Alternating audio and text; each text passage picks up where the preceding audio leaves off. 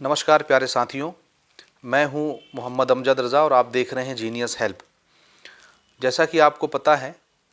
कि पैसों से संबंधित अगर हमको कोई कामकाज हो या अगर हमें इनकम टैक्स पे करना हो या किसी बैंक में खाता खुलवाना हो या कहीं पर हमको इन्वेस्टमेंट करना हो तो हमको पैन कार्ड की आवश्यकता पड़ती है। जी हाँ, पैन कार्ड जिसे हम परमानेंट अकाउंट नंबर कहते हैं, उसकी हमको ज़रूरत पड़ती है। इसके बगैर ना हम बैंक में पैसा ट्रांसफ़र कर सकते हैं, ना खाता खुलवा सकते हैं, ना कहीं पर इन्वेस्टमेंट कर सकते हैं और ना अपना इनकम टैक्स भर सकते हैं। तो हम सब, चूँकि आजकल डिजिटल मीडिया का दौर है और डिजिटल करेंसी हम लोग ज़्यादा यूज़ करते हैं, यूपीआई वगैरह का ज़्यादा इस्तेमाल करते हैं,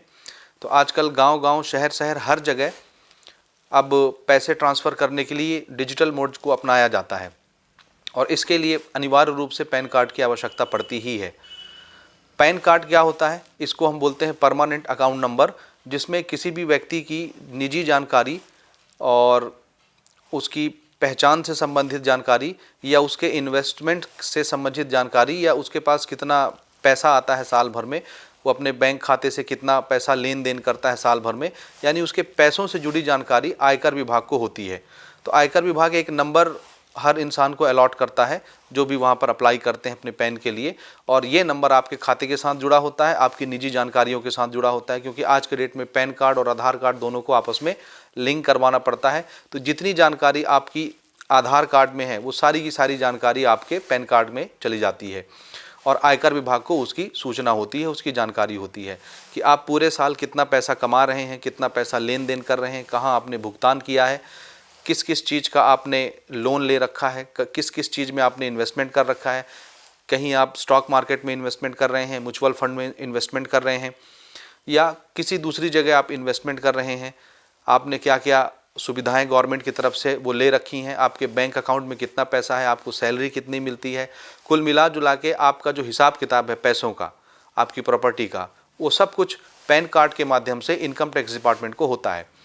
और इसी के मदद से, यानी पैन कार्ड की मदद से ही हम लोग अपना इनकम टैक्स भरते हैं, बैंक में खाते ओपन करवाते हैं, पैसों का लेन देन करते हैं। यानी अगर ज़्यादा पैसा हमको भेजना होता है तो उसमें पैन कार्ड की आवश्यकता हमको पड़ती है। या अगर हम किसी सरकारी योजनाओं का लाभ लेना चाहते हैं या किसी सरकारी दफ्तर में या प्राइवेट दफ्तर में, ऑफिस में अगर हमको कोई काम करवाना है, कोई कागजी काम हमारा है, तो उसमें पैन कार्ड अनिवार्य रूप से मांगा जाता है। इस वजह से हर व्यक्ति अपना पैन कार्ड, अपना आधार कार्ड बनवा करके रखता है। अब इसमें मैं आपको जो पते की बात बताना चाहता हूँ वो ये है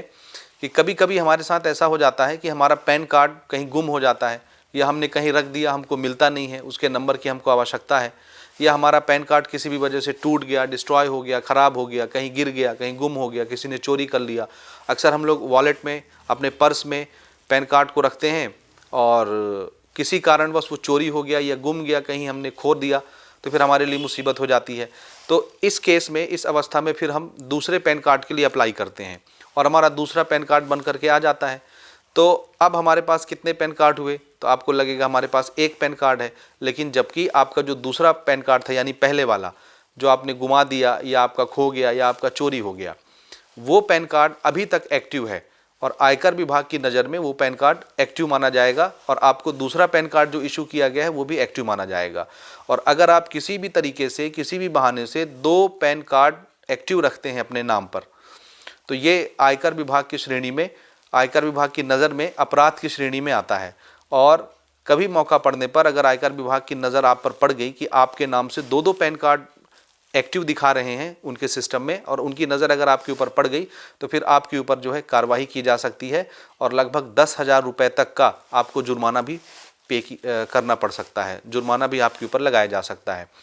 तो ऐसी नौबत ना आने पाए, तो इसके लिए आपको करना ये है कि अगर आपका एक पैन कार्ड किसी भी वजह से ख़राब हो जाता है या आप उसको खो बैठते हैं या चोरी हो जाता है, तो उसकी जानकारी आपको आयकर विभाग को देनी है। आप ऑनलाइन जाकर के भी अपनी शिकायत को दर्ज करा सकते हैं आईटी की वेबसाइट में, इनकम टैक्स डिपार्टमेंट में, और उसका एक एफआईआर भी आप करवा सकते हैं कि हमारा पैन कार्ड खो गया था, तो आपके पास एक रिटर्न में प्रूफ रहेगा। बहरकैफ इतना एफआईआर तक की नौबत नहीं आती। आपको क्या करना है कि आपको एक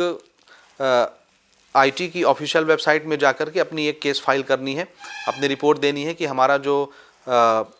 पैन कार्ड है वो खो चुका है, इस वजह से हम दूसरा पैन कार्ड इशू करा रहे हैं और हमारे पहले पैन कार्ड को इनएक्टिव कर दिया जाए। जब तक आप खुद से आवेदन नहीं करेंगे इनएक्टिव करने के लिए, तब तक आपका पहला पैन कार्ड जो गुम हो चुका है आपकी नज़र में, वो आयकर विभाग की नज़र में एक्टिव ही रहेगा और एक आदमी को दो पैन कार्ड रखना अलाउ नहीं है, ये अपराध की श्रेणी में आता है। तो अगर आपके साथ ऐसा कुछ मामला है तो आप ज़रूर से ज़रूर अपने एक पैन कार्ड को इनएक्टिव करवाइए आईटी की वेबसाइट पर जा करके। आप इसके लिए गूगल कर सकते हैं, दूसरी वीडियोस भी देख सकते हैं। तो फिलहाल इस वीडियो में इतना ही है, और अगर आपके पास ऐसा कोई समस्या नहीं है तो आप अपने जानकारी में अगर आपके इस तरह के कोई लोग हैं जिनके पास दो तरह के पैन कार्ड हैं या एक पैन कार्ड उनके ख़राब हो चुके हैं और अभी तक उनके नाम से दो पैन कार्ड एक्टिव हैं, तो उनको इस वीडियो को ज़रूर शेयर करिए ताकि वो आने वाली परेशानियों से बच सकें, जुर्माने से बच सकें और किसी भी तरह की मुसीबतों से बच सकें। तब तक के लिए बहुत बहुत धन्यवाद वीडियो देखने के लिए। मिलते हैं अगली वीडियो में अगले अपडेट के साथ।